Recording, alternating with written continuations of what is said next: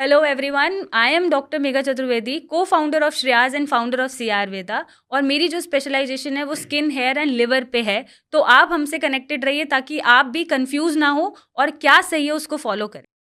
बढ़िया मैम। तो पॉडकास्ट को शुरू कर लेते हैं, लेकिन अभी मैं जब ऊपर देख रहा था आपका एक कैंपेन चला हुआ था, क्या था वो? परम, वो हमारा कैंपेन है सोरासिस ही तो है। ओके। बेसिकली जो मेरे पास मैक्सिमम पेशेंट हैं वो सोरासिस के हैं। एंड सोरासिस अपने आप में एक ऐसी बीमारी है जो पेशेंट को mentally, socially, physically, emotionally break down कर देती है और सोसाइटी से अलग कर देती है। पेशेंट खुद नहीं करता, आसपास के लोग उसके कर देते हैं, इवन फैमिली मेम्बर्स कर देते हैं। कईयों के रिलेशनशिप्स टूट जाते हैं, मैरिजेस टूट जाती हैं, कोई जॉब नहीं कर पाता, कोई इतनी तकलीफ में कि बेड से उठ नहीं पा रहा क्योंकि वो इन्फ्लेमेशन इतनी है स्किन सेल्स में। तो उन सबको नॉर्मलाइज करने के लिए हमने एक ऐसा विचार बनाया है कि सोरासिस ही तो है, एक हमारा थॉट है ओके। कि इतना इसको हाइप करने की या इतना इसको कॉम्प्लिकेट करने की जरूरत नहीं है। It's just normal the skin disorder, autoimmune disorder, और इसका इलाज है। आप इसको ठीक कर सकते हैं और अपनी नॉर्मल लाइफ जी सकते हैं। तो इस कैंपेन के ऊपर हमने एक सोच बनाई है जिससे हम चाहते हैं कि वो पेशेंट भी अपने आप को नॉर्मल फील करें और अपने सोरासिस से अच्छे से फाइट कर सके। बट वैसे आपको क्या लगता है, आज डेली सबकी लाइफ ना इतनी फास्ट हो चुकी है, कोई भी अपना हेल्थ का ध्यान नहीं रख पा रहा है, कोई स्किन का ध्यान नहीं रख पा रहा है। उम्र से पहले गंजे हो गए हैं, ठीक है। जो पहले 40-50 साल में बाल झड़ने शुरू होते थे, वो 25-26 साल में स्टार्ट हो गए। हम ह्यूमन क्या मिस्टेक्स कर रहे हैं आज की डेट में अपने स्किन केयर को लेके? सर, सबसे पहले तो हम जो अर्ली एज में स्किन केयर रूटीन में पड़ जाते हैं, 8-10 साल की उम्र में ही, वो एक सबसे बड़ी गलती है, राइट? जो बहुत ज़्यादा हम वैक्स यूज़ कर रहे हैं, बहुत ज़्यादा क्रीम्स, मेकअप या कॉस्मेटिक प्रोडक्ट्स यूज़ कर रहे हैं, वो एक सबसे बड़ी गलती है। दूसरा, हमारा ऑब्वियसली खान-पान शुद्ध नहीं रह गया है, आपको भी पता है। हर चीज़ में अडल्टरिंग हो ही रही है और हम शायद वेस्टर्नाइज़ ज़्यादा होने के चक्कर में बाहर का खाना प्रेफ़र कर रहे हैं, पिज़्ज़ा और ये सब खाना खा रहे हैं, बट घर का हरी सब्ज़ी नहीं खा रहे हैं। एंड ऑब्वियसली जो स्ट्रेस है बहुत कॉमन है। मतलब छोटे से बच्चे को भी पूछोगे क्या स्ट्रेस है, वो भी थेरेपीज़ ले रहा है साइकोलॉजिस्ट के पास कि मेरा ब्रेकअप हो गया, मेरी फ्रेंड मुझसे बात नहीं कर रही, या मेरे एग्ज़ाम में अच्छे नंबर नहीं आए तो मुझे स्ट्रेस हो गया, और वो सेशंस ले रहे हैं बच्चे, थेरेपी ले रहे हैं वो साइकोलॉजिस्ट के पास। तो ये सब जो बढ़ता जा रहा है ना, उनकी वजह से जो बाल गंजे होने चाहिए मतलब 40-50 में, वो शायद आपको 20-30 में दिख जाते हैं। जो हमारा एजिंग होनी चाहिए 40-50s के बाद, वो हमें 20s के बाद ही दिख जाती हैं। और ऑब्वियसली जीन्स तो हैं ही फिर। जीन्स जैसे हैं आपके, वैसा तो आप कहीं न कहीं रिफ्लेक्ट करोगे, बट हाँ, लेटर स्टेजेस की जगह आप थोड़ा अर्ली स्टेजेस में वो रिफ्लेक्शन आ रही है। और क्या ये सच है कि एंटी एजिंग क्रीम आपको रिंकल्स फ्री बना देती है या आपकी स्किन को और अच्छा से कर देती है?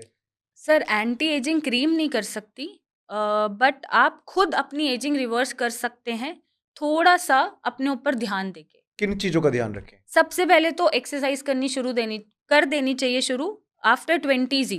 चाहे आपको जो भी पसंद है, yoga, meditation, cardio, weight lifting, mixture भी कर रहे हो, डांस भी कर रहे हो, बट मेक श्योर करो कि कोई ना कोई फिजिकल एक्टिविटी आपकी डेली लाइफ में इन्वॉल्व हो, चाहे वो स्पोर्ट्स ही क्यों ना हो, राइट? उसके बाद आपको ये ध्यान रखना है कि अगर आपके जीन्स में कोई बीमारी चल रही है जो मुझे हो सकती है, तो मैं पहले से ही अलर्ट हो जाऊं। मैं बाहर का खाना कम कर दूं, अल्कोहल इंटेक कम कर दूं, बहुत ज़्यादा शुगर ना खाऊं, या मैं घर का बनाई खाने को प्रेफ़रेंस दूँ, बहुत रेयर खा लिया ठीक है, बट डेली हैबिट ना बनाऊँ। इन चीज़ों का ध्यान रख के भी हम वो जो एक ट्रिगरिंग पॉइंट है हमारी लाइफ़ में, जो हमें बाहर जीन से मिल रहा है या हमारे पहले जीन से मिल रहा है, उसको हम कंट्रोल कर सकते हैं। मुझे एक चीज़ बताओ मैम, आपको आज की डेट में मिथ क्या लग रहा है कि लोग बाग समझ नहीं पा रहे हैं चीज़ों के बारे में? बिकॉज़ कहीं न कहीं सोशल मीडिया, इंस्टाग्राम, हुँ, इन पे इतना क्लटर्स भरा पड़ा हुआ है ना चीज़ों का, हुँ। तो मुझे लगता है कॉमन बंदे के लिए तो देखो प्रॉब्लम है समझने में। जी। तो क्या लगता है आपको स्किन केयर के बारे में कि क्या मिथ है? सर, मिथ से ज़्यादा मुझे लगता है कन्फ्यूज़्ड हैं हम लोग। कैसे? कैसे? क्योंकि कभी भी स्क्रॉल करो, तो हर रील में एक नया कंटेंट मिलता है हुँ, और वो फ़ॉलो करने लगता है कोई इंसान, हुँ। तो दूसरा रील आ जाता है कि आप गलत कर रहे हो। एक्चुअली लोगों को पता ही नहीं है कि उनकी स्किन टाइप या बॉडी के हिसाब से उन्हें करना क्या है। ओके। और मेंस एंड वुमेन्स की मेजर कौन-सी कॉमन प्रॉब्लम आप देख रहे हो जो स्किन में अभी चल रही है? सबसे ज़्यादा प्रॉब्लम जो कॉमन है वो तो ऑब्वियसली आपको भी पता है, हेयर फॉल हुँ, या एक्ने, राइट? हुँ। या पिगमेंटेशन। और एक नया कॉन्सेप्ट चला हुआ है, आजकल की यूथ को गोरा होना है। सबको गोरा होना है। हाँ। तो ये एक मिथ है कि हम गोरे हो सकते हैं। सबसे बड़ा मिथ यही है। स्किन का कलर चेंज नहीं हो सकता? नहीं, जिस स्किन कलर के साथ आप पैदा हो रहे हो ना, hmm. You can't change it. और ये भी मिथ चल रहा है ना कि अब ये मिथ है या फैक्ट है, आप बताना, सनस्क्रीन लगाने से ठीक है आपको कैंसर हो रहा है? हाँ, ये कुछ केसेस में हो सकता है, बट हाँ, हर केस में हो सनस्क्रीन यूज करने से कैंसर, ये पॉसिबल नहीं है। डिपेंड करता है कि आप किस एज से सनस्क्रीन लगा रहे हो, डिपेंड करता है कि आप कितनी ज़्यादा सनस्क्रीन लगा रहे हो और उसमें क्या इंग्रेडिएंट्स पढ़ के आप यूज़ कर रहे हो। कोई बेस्ट 2 और 3 मतलब स्किन केयर रूटीन आप बता सकते हो, लाइक मॉर्निंग में ये रहना चाहिए, इवनिंग में ये रहना चाहिए? सर, कोई मॉर्निंग इवनिंग नाइट फॉलो करने की ज़रूरत नहीं है। स्किन को हाइड्रेटिंग रखने का और ग्लोइंग रखने का एक ही तरीका मुझे समझ में आता है कि क्लेंजिंग करते रहो, हाइड्रेटिंग करते रहो, पीते भी रहो कुछ ना कुछ, बाहर से भी हाइड्रेटेड रखो और मॉइस्चराइज करते रहो। सनस्क्रीन नहीं भी लगा रहे हो और आप घर पे बैठे हो तो कोई ज़रूरत नहीं है आपको सनस्क्रीन लगाने की, आप मॉइस्चराइजर लगाओ and stick to the natural ingredients. मतलब जो पुराने टाइम में हमारे दादी या नानी के नुस्खे थे, बेसन लगा लिया, दही लगा लिया, कर्ड, मुझे नहीं लगता कि कर्ड से अच्छा कोई चीज़ है बालों के लिए या फेस के लिए। वो आपकी टैनिंग भी हटाता है, सब कुछ हटाता है। तो छोटी एज से जो बच्चे आजकल ब्लीच कराना शुरू कर देते हैं या फेशियल्स कराने शुरू कर देते हैं, नई नई टेक्नोलॉजी पे वो चले गए, वो and they are not even 18। तो ये हमें थोड़ा अवॉइड करना चाहिए। Stick to your natural colour. जैसे आजकल आपने सुना होगा कि बहुत सारा ये चल रहा है कि गोरा होना है, ड्रिप्स लगा लो, ग्लूटाथायोन यूज़ कर लो, राइट? तो वो मुझे नहीं लगता कि पॉसिबल है। आप अपनी स्किन को निखार सकते हो, इवन टोन बना सकते हो, उसे ग्लोइंग बना सकते हो, उसे क्लीन कर सकते हो, दाग धब्बे ना हो, आप उसे चेंज नहीं कर सकते। तो इस भीड़ के पीछे नहीं भागना चाहिए और मॉइस्चराइज करते रहो। और बाहर से ज़्यादा इंपॉर्टेंट है अंदर से भी करो। आजकल की जनरेशन मुझे नहीं लगता कि अच्छा खाती है, मतलब they are more prone to have junk fast food, right?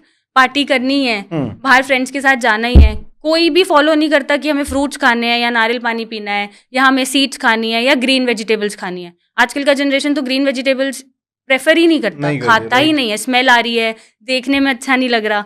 तो अगर अंदर से बॉडी आपकी ठीक चल रही है, उसको विटामिन, मिनरल, न्यूट्रिएंट सब मिल रहा है, तो वो स्किन पे दिखेगा।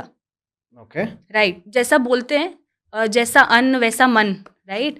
तो अगर वो बॉडी को मिल रहा है अंदर से, तो बाहर से भी स्किन अच्छी दिखेगी। अब आपने खुद भी शायद नोटिस किया होगा, जो अल्कोहल इंटेक ज़्यादा करते हैं, बाहर का खाना ज़्यादा खाते भी हैं, उनको एक्ने की प्रॉब्लम ज़्यादा रहती है। थोड़े टाइम के लिए अगर छोड़ दें तो वो एक्ने थोड़े मतलब साफ होने शुरू हो जाते हैं। ओके, सो ये तो एक केस हुआ कि अगर आप अल्कोहलिक हो या आप स्मोक कर रहे हो, but what is the major cause behind the acne? क्यों होते हैं? हाँ, मेजर कॉज, सबसे बड़ा कॉज है हार्मोनल एक्ने। जब भी बच्चे जैसे टीनेज में जाते हैं, 11 प्लस होना शुरू करते हैं, तो हार्मोनल इम्बैलेंस होता है। जो हार्मोन 10 साल से चल रहा है, 11 साल से चल रहा है, वो अब चेंज होगा, एक साइकिल बनाएगा। बॉयज़ में, गर्ल्स में प्यूबर्टी इनिशिएट करता है, राइट? तो जब वो इम्बैलेंस है या वो जब चेंज हो रहा है, तो उनको एक्ने दिखने स्टार्ट हो जाते हैं एंड शायद 25 के बाद वो अपने आप ठीक भी होने स्टार्ट हो जाते हैं। बट उसमें इतनी कॉम्प्लेक्सिटी क्रिएट कर दी जाती है, आपको तरह तरह का ट्रीटमेंट दिया जाता है ना? चाहे आप कोई भी पैथी उठा लो, उन एक्ने के नाम पे कोई ये नहीं बोलेगा कि आप अपनी डाइट ठीक कर लो या फेस को बस क्लेंस करते रहो या इनको छीलो मत, मतलब पॉप आउट मत करो। वो कोई भी इंडिविजुअल है, एक्ने है, वो छीलना स्टार्ट कर देता है, पॉप आउट करना स्टार्ट कर देता है, उससे वो काला धब्बा पड़ जाता है, फिर वो एक्ने और बढ़ जाते हैं, राइट? तो स्किन बेसिकली ख़राब हो जाती है। और उसमें वो तरह तरह का ट्रीटमेंट ले रहे हैं, जैसे कोई निडल इन्फ्यूजन करा रहा है, कोई स्किन में ही कोई सिरम इन्फ्यूज़ करा रहा है, बहुत तरीके के फेशियल्स हैं एडवांस, वो लेना स्टार्ट कर देते हैं एट द एज ऑफ 13, 14, 15। तो रीज़न बीइंग और आगे चलते चलते उनका स्किन और कॉम्प्लेक्स हो जाता है और ख़राब हो जाता है। तो अगर आप थोड़े टाइम बीइंग के लिए एक्ने को अवॉइड कर दो, क्योंकि मुझे पर्सनली हुआ टीनेज पे, जब मैं एंटर हुआ कुछ मंथ्स के लिए हुआ, ठीक हो गया, फिर कुछ मंथ्स के लिए हुआ, ठीक हो गया, तो मैंने अपने डाइट में घर का खाना इंट्रोड्यूस कराया, बाहर का खाना बिल्कुल ही लाइक कट ऑफ कर दिया, वेरी रेयर। और वो धीरे धीरे धीरे जैसे ही मेरी पीरियड साइकिल ठीक हो गई या मेरे हार्मोन सस्टेनेबल हो गए या एक पैटर्न पे आ गए, तो मुझे ये इश्यूज होने ही बंद हो गए। ओके, टेल मी 5 फूड्स जो हमें अपने डेली यूज में सबको खाने चाहिए, अब वेदर इट इज मेल और फीमेल, जो सबको ही खाने हैं for skin, for better skin and hair, right? तो आप सबसे पहले पपाया इंट्रोड्यूस कर सकते हो, क्योंकि अगर आपको एक्ने हो रहा है ना, तो कहीं ना कहीं कॉन्स्टिपेशन ज़रूर बनता है, मतलब जो साफ़ होना चाहिए, स्टूल साफ़ आना चाहिए, पेट साफ़ होना चाहिए, वो नहीं हो रहा होता, तो आपको पपाया ज़रूर खाना है ताकि वो कॉन्स्टिपेशन रिलीव हो। आप अपनी डाइट में सीड्स ऐड ऑन कर सकते हो, पम्पकिन सीड्स हैं, सनफ्लावर सीड्स हैं, सीजेम सीड्स हैं। आप जितना सीड्स इनटेक करोगे उतने आपके जो माइक्रो न्यूट्रिएंट्स होते हैं, जैसे मैग्नीशियम है या आपका फॉस्फोरस है, ऐसे जो न्यूट्रिएंट्स जिनके बारे में हम बात ही नहीं करते, हमें पता ही नहीं हमारी बॉडी में रिक्वायर्ड है, वो फुलफिल होते रहते हैं। ओमेगा 3 फैटी एसिड मिलेगा। नट्स आप ज़रूर इंट्रोड्यूस करो। आप भीगे हुए नट्स, अगर गर्मियाँ चल रही हैं तो आप नट्स को भिगो के खाओ। सर्दियाँ हैं तो आप बिना भीगे भी खा सकते हो क्योंकि वो गर्म नहीं करेंगे, राइट। एंड घर का बना खाना खाओ। मतलब जो प्रेफरेंस होनी चाहिए वो घर के बने खाने पे होनी चाहिए, और ग्रीन वेजिटेबल्स आपको भर के खानी है। और पानी कितना पी लेते हैं? मुझे नहीं लगता कि आज कोई भी 10 से 12 ग्लास पानी दिन में पीता होगा। याद आ गया तो पी लिया, राइट। तो पानी बहुत खुल के पीना है, और जूसेस, पानी, नारियल पानी, जितना हो सके हाइड्रेशन बरकरार रखो, ताकि आपको फालतू ट्रीटमेंट्स की शायद ज़रूरत ना पड़े या कंसल्टेशन की ज़रूरत ना पड़े। बट जो पेशेंट आपके पास में आते हैं, लाइक क्या प्रॉब्लम रहती है उनको स्किन की, और वेदर वो चाहे आपका हेयर फॉल से हो या स्किन से हो, क्या जनरल कौन से केसेस ज़्यादा आप सबसे ज़्यादा मेरे पास जो पेशेंट आते हैं वो सोरासिस के आते हैं। ये थोड़ा सा समझाओ क्या होता है? सोरासिस एक बेसिकली ऑटोइम्यून स्किन डिसऑर्डर है।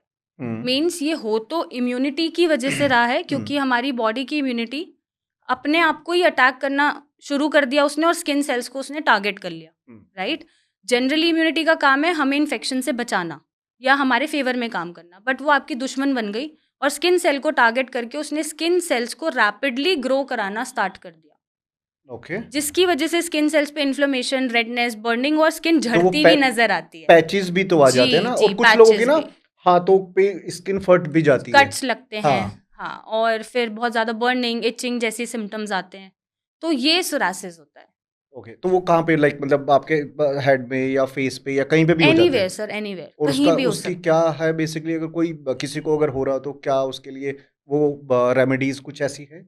रेमेडी तो उसको बस हेल्प कर सकती है उसकी इचिंग से रिलीफ दिलाने के लिए, हम्म। बट अगर आपको ट्रीट करना है उसको, हम्म। क्योंकि ये अंदर से प्रॉब्लम आ रही है, तो इसका एक ऐसा ट्रीटमेंट हमें अप्रोच करना होता है जो इम्यूनिटी को बैलेंस करे, उसको ये रियलाइज कराए कि ये आप ही की बॉडी है, इसको अटैक मत करो यार, मतलब इसको ओके। प्रोटेक्ट करो। और ये जब आप अंदर से दवा खा के कर रहे हैं, थोड़ा सा अपना डाइट और लाइफस्टाइल में मॉडिफिकेशंस कर रहे हैं ताकि इम्यूनिटी आपकी ट्रिगर ना हो, रिलैप्स ना करे पैचेस, और बाहर से उसको ऐसी एप्लीकेशंस देनी है जो आपकी स्किन को खराब ना करे। क्योंकि अक्सर मेरे पास पेशेंट सोरासिस का स्टीरॉयडल इंटेक करके आता है या अप्लाई करके आता है, तो जब इतने साल वो स्टीरॉयडल क्रीम्स लगा रहा है, उसकी स्किन ऐसे पतली हो जाती है जिसमें स्ट्रेच मार्क्स बड़े बड़े दिखते हैं और अंदर की ब्लड वेसल्स दिखनी स्टार्ट हो जाती हैं। मतलब हल्का सा भी वो मुझसे भी टच हुआ तो खरोंच लग जाएगी, इतना सेंसिटिव स्किन उसका बन जाता है। तो वो हमें अवॉइड करना चाहिए। हमें ऐसी चीज़ें यूज़ करनी है बाहर से भी जो आपके पैचेस को भी सूट करे, एट द सेम टाइम आपकी स्किन को भी वो ठीक रखे और लंबे समय तक प्रोटेक्ट करके रखे। इसमें एक और आज की डेट में कॉमन कॉमन नहीं बोलूंगा, बट हाँ काफी लोगों में देखने को मिलता है, वेटिलिगो बोलते हैं ना उसको, हाँ जी, हाँ जी, वाइट स्पॉट्स जो हो जाते हाँ हैं। जी, हाँ क्या जी। होता है वो, क्यों होता है? विटिलिगो भी एक ऑटोइम्यून बीमारी है। ओके। अब इसमें क्या कर रहा है, वो जो हमारी बॉडी है, जो मिलानोसाइट्स मेलानिन पिगमेंट रिलीज करते हैं, जो हमारे स्किन का कलर डिसाइड करते हैं, वो कम रिलीज होते हैं। वो उसको अटैक करते हैं कि आपको रिलीज ही नहीं रिलीज करना, जिसकी वजह से आपको अनइवन स्किन टोन और वाइट पैचेस देखने को मिल जाता है और वो विटिलिगो बन जाता है। आजकल एक फैशन चल रहा है कि फिलर्स कराना हर चीज को।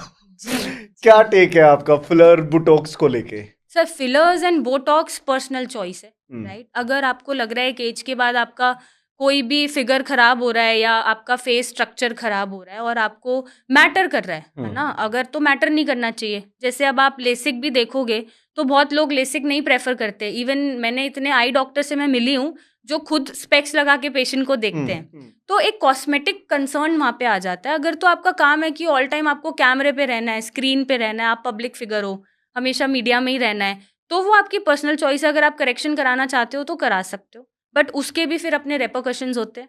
सेंसिटिविटी बन जाती है या सूज जाता है। आपने देखा होगा कि उर्फी जावेद बहुत फोटोज डालती है स्टोरीज में कि मेरा स्वेलिंग हो गया, फिलर कराया था, उसका ये साइड इफेक्ट हो गया, रिएक्शन हो गया। तो फिर वो रिएक्शंस होते रहते हैं, और आप कोई भी नेचुरल चीज को जब छेड़ोगे तो वो रिवर्ट तो करेगी। ओके। और स्किन के लिए सबसे बेस्ट 3 या 4 सबसे बेस्ट विटामिन्स कौन से हैं जो हर एक इंसान को यूज करनी चाहिए? सबसे पहले विटामिन ए, देन विटामिन के, ई एंड डी। और इसको थोड़ा इलैबोरेट भी करो कि विटामिन आपको ये हेल्प करता है, विटामिन ए आपको ये हेल्प करता है, इस तरीके से। सी विटामिन ई तो मोस्टली लोगों को पता है कि एक ब्यूटी मिनरल होता है, राइट? अगर आप विटामिन ए का कंज्यूम कर रहे हो, नेचुरल कंज्यूम कर रहे हो या सप्लीमेंटेशन ले रहे हो, तो वो ऑब्वियसली जो आपका स्किन पे ग्लो नहीं आ रहा है या स्किन अनइवन जा रही है, तो उसको वो भरने में हेल्प करता है। Vitamin A at the same time eyes के लिए अच्छा है। डार्क सर्कल्स हैं या आई साइड वीक है, तो विटामिन ए को प्रेफर किया जाता है कि हाँ, आपको विटामिन ए एनरिच चीज़ें खानी है या सप्लीमेंट लेना है। विटामिन के ऑल्सो क्योंकि विटामिन के रिस्पॉन्सिबल है आपका हेयर बनाने में, स्किन सेल्स बनाने में, तो डेड स्किन सेल्स जो रिप्लेस हो रहे हैं उनको हेल्दियर से वो रिप्लेस कर पाता है, right? And vitamin D is overall responsible for your immune system. अगर आपका इम्यून सिस्टम अच्छा है और आप बार बार इन्फेक्शन कैच नहीं कर रहे हैं, आपकी इम्यूनिटी स्ट्रांगली फाइट कर पा रही है, तो वो गंदे बैक्टीरियाज को अंदर आने ही नहीं देगी शरीर के अंदर। और जब वो आने नहीं देगी तो ऑब्वियसली गट हेल्दी है तो फेस तो हेल्दी दिखेगा ही दिखेगा। करेक्ट। और ये मानते भी है ना कि अगर आपका लीवर क्लीन है जी, तो वो आपके फेस से पता लग सकता है। पता लगता है। वो कौन से मेजर सिम्टम्स हैं जो आपको बताएंगे कि आपका लीवर में कुछ ना कुछ इन्फेक्शन या लीवर पे प्रेशर हो जाता है, जिसके आपको डार्क सर्कल हो जाते हैं या फेस डल हो जाता है। कौन से सिम्टम्स होते हैं वो? सबसे पहला सिम्टम तो सर एक ब्लैकनेस देखी होगी आपने, जो हमें फोरहेड पे ब्लैकनेस और अराउंड दिस टेम्पोरल रीजन जो हमारा होता है वहाँ पे डार्कनेस दिखनी स्टार्ट हो जाती है और हमें लगता है कि हाँ, कुछ तो गड़बड़ चल रहा है। एक बहुत मेजर सिम्टम है जो लिवर के खराब होने का इंडिकेशन देता है, वो इचिंग। आपकी स्किन बेहद ड्राई और इची हो जाएगी। मतलब इतनी इचिंग है कि आप कंट्रोल नहीं कर पा रहे हैं एंड ऑल द टाइम आप इचिंग ही कर रहे हो, खुजा रहे हो। तो ये 2 सिम्पटम मेजरली मुझे लगता है कि ये इंडिकेट कर देती है कि कुछ तो खराब है बॉस। अभी मैं एक रील भी देख रहा था। उस रील में ये बताया कि वो भी डॉक्टर ही थे कि धूप से कैंसर हो सकता है, स्किन कैंसर हो सकता है। Is it possible? Sir risk बढ़ जाता है। कैसे? थोड़ा इलैबोरेट करो इस चीज़ को प्लीज। जैसे अब ओवर एक्सपोजर जो कर रहे हैं धूप का, राइट? वैसे तो vitamin D is necessary, but जिस इन्वायरमेंट में हम रह रहे हैं वो ओवर पोल्यूटेड है। मुझे नहीं लगता कि सनरेज डायरेक्टली पड़ती भी हैं स्किन पे या नहीं, वो तो ओवर पोल्यूटेड होके ही पड़ती हैं, राइट? एंड कोई भी हम में से अर्ली मॉर्निंग सनलाइट नहीं लेता है। कौन 6 बजे उठ के धूप सेकने जा रहा है? हम जाएंगे 10 बजे, 9 बजे, 11 बजे। तब तक इतना पोल्यूशन हो चुका है उस सन रेज में, या इतना वो पोल्यूटेड हो गई हैं रेज, जब वो आपके स्किन सेल्स पे टारगेट करती हैं। और over exposure of anything is dangerous. मतलब किसी भी चीज़ की अति खराबी होती है, राइट? तो वो क्या करेगी, स्किन सेल्स में जो डीएनए है उनको म्यूटेट कर सकती है। अब जब म्यूटेशन होगा तो कैंसर ही नहीं और भी आपको स्किन प्रॉब्लम्स जुड़ सकती हैं, तो वो रिस्क बढ़ा देता है। आदिवासी ऑयल को लेके क्या कहना है आपका? मैंने नहीं यूज करे हैं।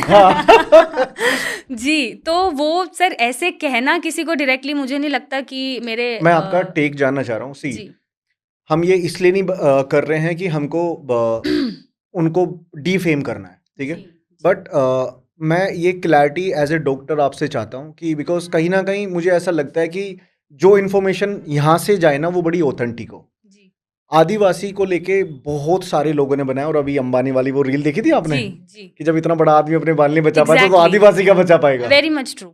मैं सिर्फ आपसे आपका टेक जानना चाह रहा हूँ, क्या कोई ऐसा ऑयल बना हुआ है कि जिससे आपका हेयर फॉल रुक सकता है? हेयर फॉल कम हो सकता है, हम्म, रुक नहीं सकता। और सिर्फ तेल ही नहीं, उसके साथ हमें और फैक्टर्स पे भी काम करना जैसे पड़ेगा। कि जैसे कि एक तो बस सुन के नहीं लेना कि आदिवासी ऑयल लगाना है, राइट? आपको सूट कर भी रहा है या नहीं पता होना चाहिए। अब जैसे आपके कोई फ्रेंड है, आपको कोई प्रोडक्ट सूट करा, आपने बताया यार ये प्रोडक्ट मैं यूज़ कर रहा हूँ, मुझे रिजल्ट्स अच्छे दिख रहे हैं। उन्होंने बिना पैच टेस्ट करे या बिना यूज़ करे डिसाइड कर लिया भाई मैं तो ये लूंगा या मैं ये यूज़ करूंगा।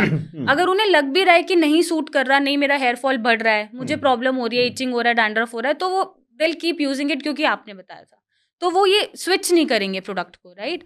तो प्रोडक्ट नेचुरल होने चाहिए।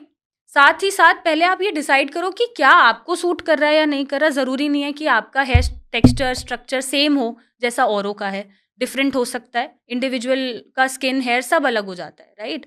और दूसरा, अगर कोई साथ में मेडिकल कंडीशन जुड़ा हुआ है, फॉर एग्जाम्पल फीमेल्स की मैं बात करूँ तो पीसीओडी मिलेगा, हार्मोनल डिस्टर्बेंसेस मिलेंगे, थायराइड मिलेगा, तो उसको भी at the same time correct करना ज़रूरी है। ओके। और साथ में ऐसी चीज़ों का इंटेक करना है जो आपकी माइक्रो न्यूट्रिएंट लेवल पे जो डेफिशिएंसीज होती हैं छोटे छोटे एलिमेंट्स की, उनको वो पूरा करे, तो शायद रिजल्ट्स लगता है मुझे कि बेटर भी मिलते हैं। स्किन टाइप में अभी आपने बोला कितने तरह की स्किन होती है? सर स्किन टाइप जैसे नॉर्मल है, ड्राई है, कॉम्बिनेशन है, ऑयली है, सेंसिटिव है, तो इस तरह का स्किन टाइप होता है। अब जैसे ब्लीच मैक्सिमम फीमेल्स कराती हैं। पर्सनली मैं बात करूं अपनी, तो मैंने शादी के टाइम पे ट्राई किया, बट मुझे नहीं सूट किया। मेरे फेस पे छाले पड़ गए और वो जलने जैसा बन गया, तो मैंने कभी ब्लीच को हाथ ही नहीं लगाया। तो ज़रूरी नहीं है कि मेरा स्किन भी वैसा ही एक्ट करे जैसे आपका कर रहा है, या मेरा हेयर भी सेम हो जैसे आपका हेयर है। करेक्ट। तो it varies from person to person. कौन सी स्किन सबसे अच्छी होती है? ऐसा कुछ नहीं है सर, अच्छा, ऐसा कुछ सारी नहीं। स्किन अच्छी है। अच्छा, नहीं हाँ, मतलब नहीं पॉडकास्ट के नहीं, लिए जनरल बताना। जनरल जनरल आपकी स्किन भी अच्छी है, मेरी स्किन भी अच्छी है, बस हमें इसको बदलने के बारे में ना सोचते हुए इसको बेहतर करने के बारे में सोचना चाहिए कि हम इसको और बेहतर कैसे कर सकते हैं, बदले ना। बिकॉज लोगों का ना ये मिथ है कि ऑयली स्किन है तो एक्ने ज्यादा होगा, पिंपल्स ज्यादा होंगे। ड्राई स्किन है तो उसकी भी कॉन्सिक्वेंसेस तो उसके भी होंगे। जी वो मैं आपसे पूछना चाह रहा नहीं, एक्ने तो ऑब्वियसली ऑयली स्किन है, क्योंकि जो ग्लैंड्स है वो ऑयल सिक्रीट ज्यादा कर रही हैं, हूँ। तो वहां पे वो एक्ने फॉर्मेशन जल्दी कर देगा in comparison to dry skin. But अगर मैं सोरासिस की बात करूं, तो सोरासिस में पेशेंट की ड्राई स्किन होती है, फिर भी उसको इतने बड़े बड़े पैच हो जाते हैं। वो एक्ने से भी भयंकर होते हैं और खतरनाक होते हैं। तो ऐसा कुछ भी नहीं है, स्किन सारी अच्छी होती है। बट ऑयली स्किन वाले को ये ध्यान रखना है कि मैं क्लेंस करता रहूं, इस एरिया में मेरे ऑयल इकट्ठा ना हो, राइट, मॉइस्चराइज करता रहूं। फेस वॉशेस थोड़े बदल जाएंगे या कुछ स्टेप्स बदल जाएंगे स्किन केयर में। और ड्राई वाले को ये ध्यान रखना है कि उसको मॉइस्चराइज करते रहना है ताकि उसकी स्किन ड्राई ना हो। तो एनीवे सारी स्किन अच्छी है, बट हमें वही मैंने बोला, स्किन को बदलने की ना कोशिश करते हुए उसको बेहतर बनाने की कोशिश करनी चाहिए। आजकल हम एक चीज और फॉलो करना स्टार्ट कर दिया है, कोरियन जी प्रोडक्ट्स। कोरियन की स्किन बड़ी ही अच्छी होती है। जी सबसे पहले ये समझो उनकी स्किन इतनी अच्छी होती क्यों है? सर, उनकी शक्ल हमारी शक्ल अलग है, बिल्कुल। जेनेटिक कोडिंग अलग है, राइट, इन्वायरमेंटल फैक्टर्स अलग है, हर चीज अलग है ना। तो हमारे फीचर्स उनसे नहीं मिल सकते, उनके फीचर्स हमसे नहीं मिल सकते। जहाँ वो रह रहे हैं हम वहाँ नहीं रह सकते, या इंडिया वैसा क्लाइमेटिक कंडीशन नहीं हो सकता, या उसको हम बदल नहीं सकते, राइट। तो जब उनका जेनेटिक कोडिंग ही ऐसा है, तो उसमें आप उसको बदल नहीं सकते, क्योंकि उनके शायद एंसेस्टर फोरफादर्स ऐसे ही दिखते आए हैं और ऐसे ही स्किन टेक्सचर के साथ बॉर्न हुए हैं। हम जैसे हमारे फोरफादर्स थे या एंसेस्टर्स थे, हम वैसे ही दिखते आए हैं।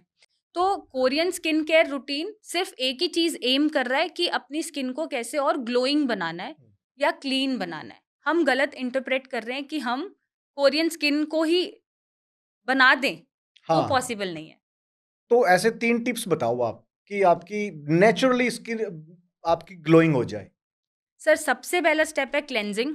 आजकल के बच्चे आपने देखा होगा, मतलब यूथ भी मैं बोलूँ, मेकअप ऑन करके ही सो जाते हैं, मतलब मेकअप को हटाते भी नहीं है अगर कहीं बाहर भी गए हैं। तो क्लेंजिंग आप दिन में 1 बार 2 बार ज़रूर अपनी स्किन को क्लेंज करें, जो भी प्रोडक्ट आपको सूट कर रहा है उससे। And number 2 is hydration. ऊपर से भी हाइड्रेटेड रखना है और अंदर से भी हाइड्रेटेड रखना है। Number 3 is moisturisation. इसके अलावा आपको कोई स्टेप फॉलो करने की ज़रूरत ही नहीं पड़ेगी। आजकल जैसे सीरम लोग बाग यूज़ कर रहे हैं, ठीक हुँ, है? हुँ। आई थिंक विटामिन सी है वो, ठीक है? हुँ, तो क्या हमको जो अभी स्किन केयर के बहुत सारे मल्टीपल प्रोडक्ट्स हैं मार्केट में, हुँ, अब हम एज़ ए नॉर्मल पर्सन को नहीं पता हुँ, कि हुँ, क्या देख के खरीदें। हुँ। अगर कोई आप या तो कुछ ऐसा नेचुरल चीज़ें बता दो कि हम उसको नेचुरली ही फुलफ़िल कर लें, या अगर हम कोई प्रोडक्ट बाय कर रहे हैं तो उसपे 3-4 चीज़ें की परम ये उसमें मेंशन होनी चाहिए। तो आपको नहीं लेनी है। हाँ, तो सबसे पहले परम कोई भी शैम्पू या कोई भी क्रीम्स आप लेते हैं ना, उसमें सबसे पहले आपको देखना है कि सल्फेट ना हो, पैराबेन्स ना हो, फ्रेग्रेंसेस ना हो और कोल टार यूज़ करा जाता है वो ना हो। हुँ, अगर ये 4 चीज़ें भी आप छोड़ देंगे तो स्किन पे डैमेजेस कम होंगे। ओके। और अगर आप पूछ रहे हो कि नेचुरल सीरम हम घर पे ही क्या लगा लें, हुँ, तो आंवला खा लो। आंवला से अच्छा कोई सोर्स नहीं है विटामिन सी का। तो जब आप खाओगे तो वो अलग ही रिफ्लेक्ट करेगा फेस पे। ओके। राइट, आप विटामिन ई का कैप्सूल जब आप तोड़ते हो तो उसमें ऑयल निकलता है, आप वो डायरेक्ट ऑयल लगा लो, वो सीरम का काम करेगा। और ऑयल मसाज अच्छी है फेस के लिए? बिल्कुल अच्छी है। कौन से ऑयल के साथ करनी चाहिए? किसी भी ऑयल के साथ सर, कोकोनट ऑयल ले लो।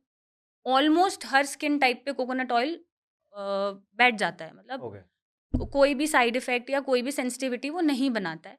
उसमें आप विटामिन ई का कैप्सूल खोल के डालोगे, उसमें ऑयल डालोगे, उसकी मसाज आप कर लो। सी मसाज चाहे आप स्कैल्प पे करो, चाहे आप फेस पे करो या बॉडी पार्ट पे करो, वो सिर्फ उस एरिया का ब्लड सर्कुलेशन बढ़ाएगी। जब वो ब्लड सर्कुलेशन बढ़ाएगी तो ऑटोमेटिकली वो ग्लो दिखेगा जो दिखना चाहिए, क्योंकि ब्लड सप्लाई बढ़ गई। अगर हम इंटेंस एक्सरसाइज भी करते हैं तो भी हम ग्लो करते हैं। राइट। क्यों? क्योंकि ब्लड सप्लाई बढ़ गई, हर एक वेसल तक ब्लड चला गया और आपका ब्लड जब वहाँ पे सप्लाई प्रॉपर जा रही है वेसल्स में, तो वो ऑटोमेटिकली ग्लो करेगा, चाहे आप प्रोडक्ट्स लगाओ या ना लगाओ। मेरे हिसाब से अगर आप पूछोगे कि ग्लोइंग स्किन करनी हो और ब्लशी इफेक्ट चाहिए हो, तो मैं तो बोलती हूँ एक्सरसाइज करो। जितना पसीना आएगा, जितना आप थकोगे, जितना आप ग्लो करोगे, शायद उतना आप मेकअप से भी नहीं कर सकते हो। And okay. ये फैक्ट है। तो आपको ऊपर से ज़्यादा अंदर से काम करना चाहिए अपनी स्किन पे।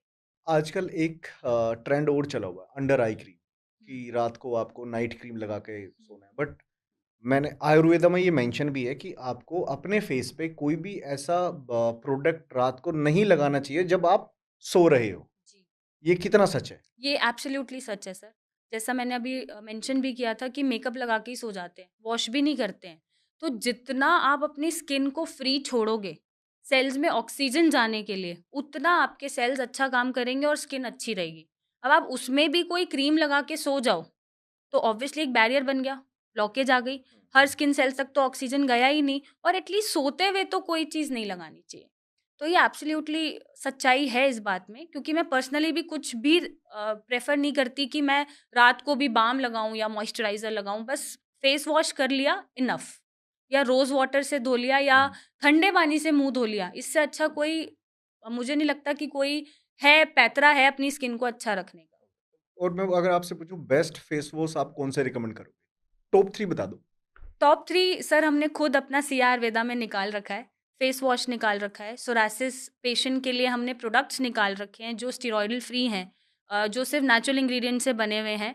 तो बॉडी वॉश है, लोशन है, फेस वॉशेज़ है, एक्ने का भी क्रीम है कि जिनकी ऑयली स्किन होती है और एक्ने करेक्टर्स जो यूज़ करते हैं, वो फालतू ना करके stick to the natural ingredients और बिना स्टेरॉइड के भी आप यूज़ कर सकते हो। तो सीआयुर्वेदा में आपको सब मिलेगा।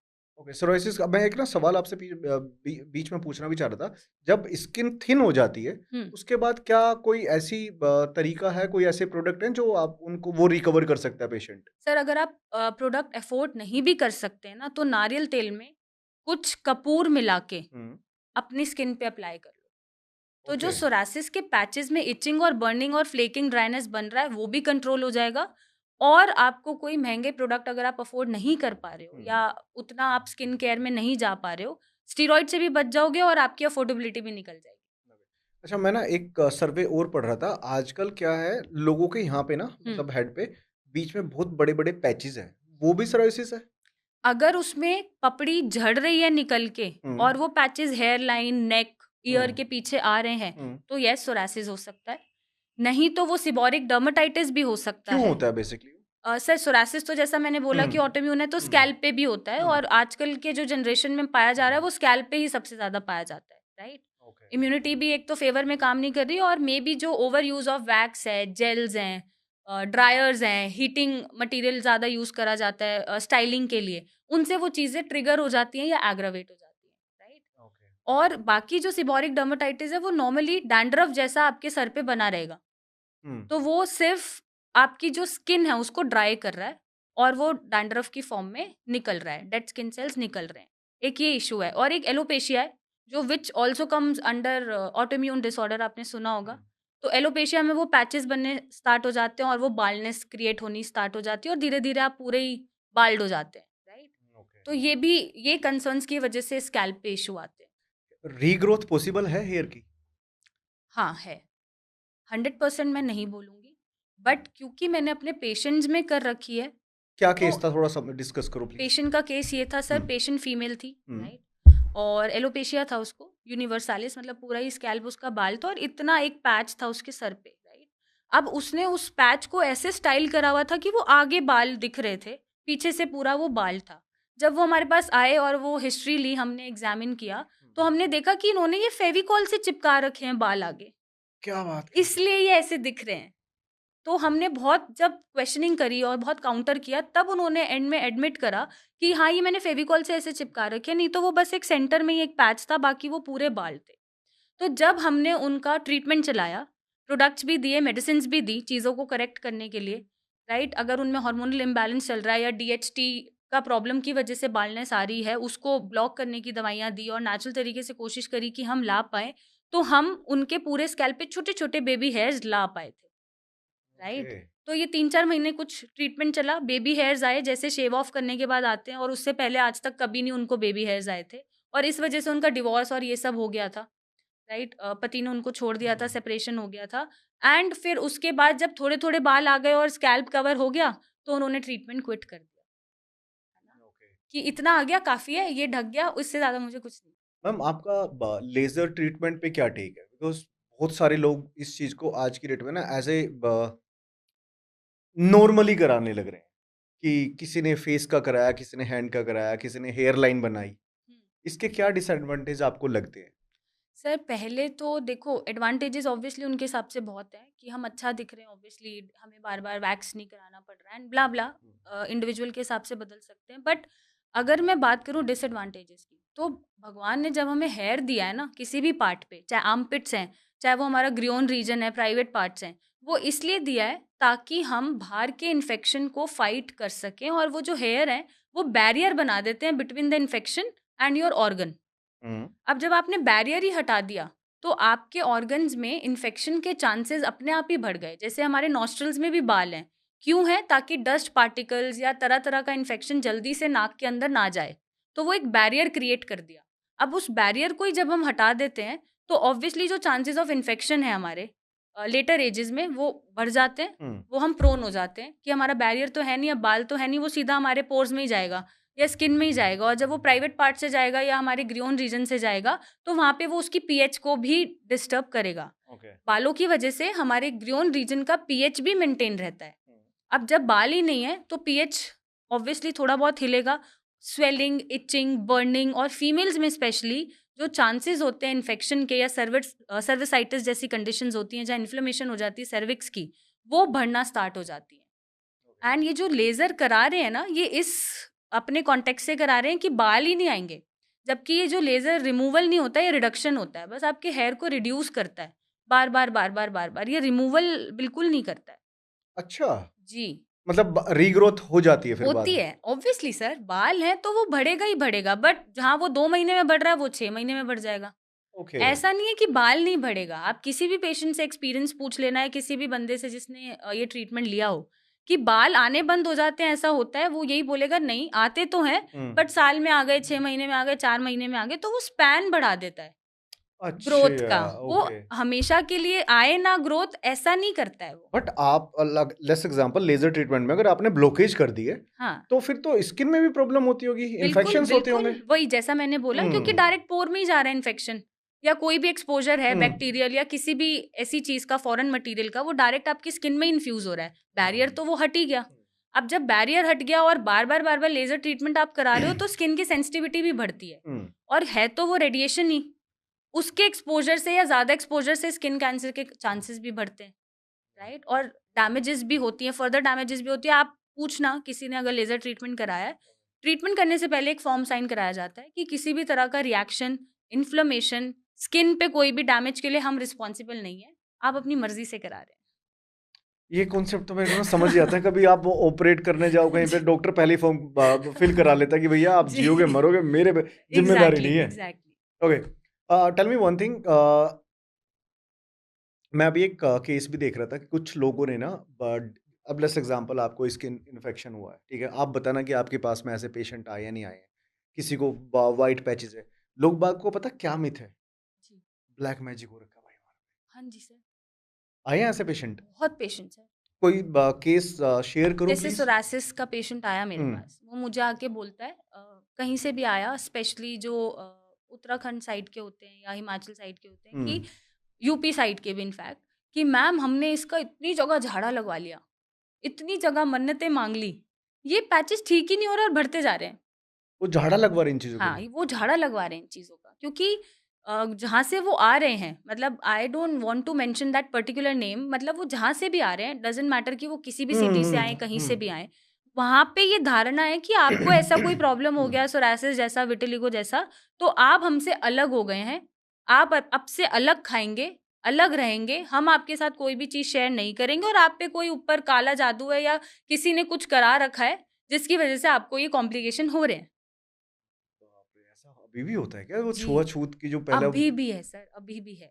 और पेशेंट को 8-10 साल हो गए मुझे समझाते हुए कि अगर ऐसा कुछ होता तो मैं ग्लव्स और यूनिफ़ॉर्म पहन के नहीं बैठती हूँ। मैं नॉर्मल कपड़ों में लैब कोट पहन के बैठती हूँ जब पेशेंट देखती हूँ। तो उन्हें मैं इसीलिए यही समझाने के लिए बैठती हूँ कि देखो अगर ऐसा कुछ होता तो मैं या तो ग्लव्स पहन के बैठती, मास्क लगा के बैठती, जैसे हम कोविड में घूमते थे। मैं आपको वैसे देख रही होती, मैं इतना ओपनली और आपके इतने पास बैठ के आपको ट्रीट नहीं कर रही होती। तो ये आप अपने दिमाग से निकाल दो। और सोरासिस का पेशेंट ना मेंटली, सोशली बहुत ही डिस्टर्ब्ड हो जाता है क्योंकि उसको नॉर्मल ट्रीटमेंट मिलता नहीं है। लोग क्या कहेंगे, उसकी सबसे बड़ी प्रॉब्लम ही यही है कि लोग क्या कहेंगे। लोग तो मुझे अपने आप से अलग कर देंगे। इवन कॉर्पोरेट में भी सर, कॉर्पोरेट ऑफिसेज में भी बंदों को जॉब से फायर कर दिया जाता है कि आपको ये कौन सा स्किन डिसऑर्डर हो रहा है, हम आपको कंटिन्यू नहीं करा सकते। मैंने कितने सर्टिफिकेट्स बना के दिए हैं वर्क फ्रॉम होम के, या ये लिख के कि ये बीमारी आपको छूने से नहीं होगी। हम ओके। बनाते हैं ये सर्टिफिकेट्स। और वो एक केस आप और बता रहे थे कि सबसे वियर्ड केस आपको लगा था, क्या था जरा बताओ? वियर्ड केस कि ये कर्मों की सजा टाइप। हाँ। हाँ, कि आया एक इंडिविजुअल मेरे पास, सोरासिस से पीड़ित थे और वो खुद रेकी करते थे। हम्म। रात-रात भर बैठ के रेकी करते थे। तो when he came to us, वो बहुत ही अजीब बातें कर रहे थे हिस्ट्री के टाइम पे भी। तो मैं और मेरे जो कोलीग डॉक्टर साथ में देखते हैं, हम यही सोच रहे थे कि क्या बातें कर रहे हैं। हम जो भी पूछ रहे हैं उसका आंसर किसी और तरीके से दिया जा रहा है। और मैम आप मेरे पास आओगे तो जितनी भीड़ आपके पास है 40-50 पेशेंट की, मेरे पास भी वैसी भीड़ लगी रहती है। उनके दुःख मैं अपने ऊपर लेता हूँ। इसलिए मुझे सोरासिस है। ये सबसे वियर्ड केस मुझे लगा। और उनको पर्सनली अगर मेरा आप पॉइंट ऑफ व्यू समझोगे या मेरे तरफ से सोचोगे कि मुझे लगा यार ये तो पेशेंट ही थोड़ा अजीब है, या इन्हें समझ नहीं आ रहा जो भी हम समझाना चाह रहे हैं, क्योंकि वो हमारी हर बात को काउंटर कर रहे थे। और ये बीमारी वो खुद ही नेगेटिव अप्रोच लेके आए थे कि ये आप ठीक ही नहीं कर सकते क्योंकि औरों के दुख मैं अपने ऊपर लेता हूँ। तो हम्म। पेशेंट का पॉजिटिव होना बहुत ज़रूरी है। पेशेंट ही सोच रहा है कि ये मैं ठीक ही नहीं कर सकता और ये मैं दूसरों का दुःख अपने ऊपर लेता हूँ तो ये बीमारी तो मेरे साथ ही जाएगी, उससे पहले ये जाएगी नहीं। तो आप उसके माइंडसेट को नहीं बदल सकते, और अगर वो ठीक भी हो रहा होगा ना तो उसे नहीं दिखेगा कि वो ठीक हो रहा है। और गोरा होने के लिए लोग बाग फेस पे क्या-क्या लगाते हैं? ये भी बता दो प्लीज़। अ, गोरा होने के लिए पीरियड्स का ब्लड होता है, फीमेल्स का, उसका पैक बना के भी लगाया जाता है सर। इवन स्पर्म को भी लगाया जाता है। ऐसे पेशेंट भी आते हैं हमारे पास और ये बहुत ट्रेंडिंग भी है। क्या मेंटालिटी रहती है उनकी? नहीं करना चाहिए सर। मुझे लगता है वो साइकोलॉजिकली इल हैं, जो ये चीज़ें कर रहे हैं, या उन्हें सिर्फ़ व्यूज़ चाहिए और पॉपुलर होना है, फ़ेमस होना है, ब्लू टिक चाहिए। उसके लिए वो कुछ भी कर सकते हैं। तो कोई ऐसा केस आपके पास में आज तक आया है जो जिसने बहुत सारे स्किन प्रोडक्ट्स यूज़ करे हों और उसका एक वर्स्ट फेस आ गया हो? सर ऐसे 2 केसेज़ मेरे पास अब तक आए हैं बताओ। कि उन्होंने कोई भी, जैसे एक्ने हुआ हुँ। या स्किन पे रैश हुआ, तो उन्होंने स्टेरॉइडल बेस्ड क्रीम लगा ली, right? I won't mention the ingredient. तो वो जब लगाई तो उनका फेस ऐसे हो गया जैसे स्क्रैच किया हुआ है किसी ने, और वो पूरा बर्न आउट लग रहा है। और वो पेशेंट जब मुझसे बात कर रहा है तो वो नीचे देख के बात कर रहा है। मैंने उसको पूछा कि आप मुझे देख के आंसर क्यों नहीं कर रहे हो? हुँ। आप ऊपर दिखाओ, मुझे एग्ज़ामिन करना है। तो उसने बोला कि मैम मुझे इतनी एम्बैरेसमेंट लगती है कि मैं ऊपर देख के बात ही नहीं कर सकता, क्योंकि मेरे फेस पे वो ऐसे स्क्रैच जैसे किसी ने नोच दिया हो वैसा उसका फेस हो गया है, and all because of the steroidal creams. Right. आपको पता है जान के ना बड़ा अचंभा सा हुआ मेरे को। मैं अभी गूगल पे एक रिसर्च पढ़ रहा था। जी। गूगल पे सबसे ज़्यादा मोस्ट सर्च है कि what is the best sunscreen to cause cancer. तो सर ये किस माइंडसेट से बंदे ने लिखा होगा? I don't know. किसी को कैंसर करना होगा कहाँ मेबी। किसी को कैंसर करना होगा तो लोग बाग इस एक मूवी भी आई थी ना साउथ साउथ की, जी, आई करके। जी, उसमें उसको वो इंजेक्ट कर रहे थे। जी, जी। तो मुझे लगता है कि साइड इफेक्ट ना धीरे-धीरे करके ना वो सिचुएशन एक इतनी गलत फेस में या बिल्कुल एंड वाले फेस में पहुंच जाती है कि जी। पता नहीं लोग बाग की क्या-क्या कर लेते हैं। सर मुझे लग रहा है ना आजकल ये जो कुछ भी कंटेंट के नाम पे मीडिया पे चल रहा है, या बॉलीवुड से इन्फ्लुएंस लोग बहुत ज़्यादा हैं, फैशन से इन्फ्लुएंस बहुत ज़्यादा है, तो ये हमारी मेडिकल टर्म में डायबिटीज़ का काम कर रहा है। हम एक्चुअली डायबिटीज़ को बोलते हैं कि स्लो साइलेंट किलर है, धीरे-धीरे करके आपके ऑर्गन खराब करना शुरू कर देता है और लंबे समय तक वो करता रहता है। तो ये भी वैसा ही इफ़ेक्ट डाल रहे हैं। लोगों को सिर्फ़ व्यूज़ के लिए या फ़ेमस होने के लिए या किसी को भी ब्लाइंडली फ़ॉलो करने के लिए लॉजिक नहीं चाहिए। उन्हें बस फ़ॉलो करना है। एंड जिसकी वजह से वो इतने नेगेटिव हो गए हैं और वो कंपैरिजन में लगे रहते हैं सोशल मीडिया पे कि इसकी लाइफ इतनी अच्छी है, चाहे वो फोटोशूट के लिए ही हो। उन्हें ये समझ बिहाइंड द सीन्स नहीं पता। मुझे भी वैसी ही लाइफ चाहिए या वैसा ही ग्लैमर चाहिए। उसके लिए वो उसको कैंसर भी करने को तैयार है और उसको किसी भी एक्सटेंट तक हार्म पहुँचाने के लिए तैयार है। तो नेगेटिविटी बहुत बढ़ रही है। फेयर एंड लवली आज भी काम कर रही है क्या? मुझे नहीं लगता सर। कर रही होती तो मैं शायद पेशेंट के साथ इतना टाइम ना बिता के सीधा रेकमेंड करती फेयर एंड लवली लगा लो। फेयर एंड लवली का भी कुछ दिन पहले मैंने एक वो देखा था, जिस लड़की ने वो आर्टिकल किया था ना, जी, वो कतई मतलब बिल्कुल उसका जो कॉम्प्लेक्शन था ना जी, वो डार्क था। जी। वो खुद बोल रही है कि मैं इतने साल से फेयर एंड लवली की ऐड कर रही हूँ, मैं ही आज तक गोरी नहीं हुई हूँ। तो हेंस प्रूफ हो गया कि जिस स्किन कलर के साथ आप पैदा होते हो ना, उसको ना बदलने की कोशिश करो और ना ही वो हम बदल सकते हैं, उसको बेहतर बनाओ।